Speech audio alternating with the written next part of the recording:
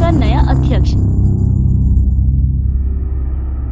BJP के नए राष्ट्रीय अध्यक्ष की खोज तेज हो चुकी है। जेपी नड्डा के केंद्रीय मंत्रिमंडल में जाने के बाद ये बात साफ हो गई है कि अब किसी नए चेहरे को बीजेपी की कमान दी जाएगी। इस वक्त बीजेपी अध्यक्ष की रेस में कई ऐसे नाम चल रहे हैं जो काफी ज्यादा हैरानी भरे भी लगते हैं, जबकि कुछ नामों को लेकर कहा जा रहा है कि उन्हें पार्टी की कमान सौंपी जा सकती है। ऐसे में आइए जानते हैं कि बीजेपी के राष्ट्रीय अध्यक्ष पद के लिए किन चेहरों की सबसे ज्यादा चर्चा हो रही है। देश की सबसे बड़ी पार्टी के अध्यक्ष बनाए जाने के लिए विनोद तावड़े के नाम की भी चर्चा की जा रही है। नए पार्टी अध्यक्ष की रेस में सबसे आगे बीजेपी के महासचिव विनोद तावड़े का नाम है। वर्तमान में वह बीजेपी के महासचिव है।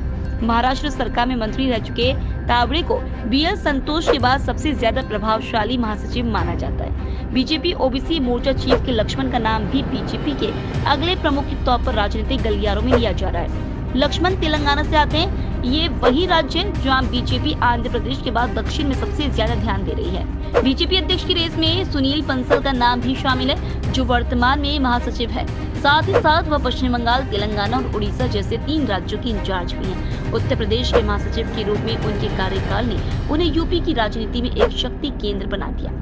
बीजेपी राष्ट्रीय अध्यक्ष का पद किसी महिला को भी सौंपने पर विचार कर सकती है। पार्टी के पिछले कुछ सालों में लिए गए फैसले इस बात की तस्दीक करते हैं। बीजेपी वसुंधरा राजे सिंधिया को अपना मुखिया बना सकती है। हालांकि इस बात की पुष्टि तभी होगी जब सच में ऐसा होता है। इसका फैसला जल्द ही बीजेपी संसदीय बोर्ड की बैठक में होगा।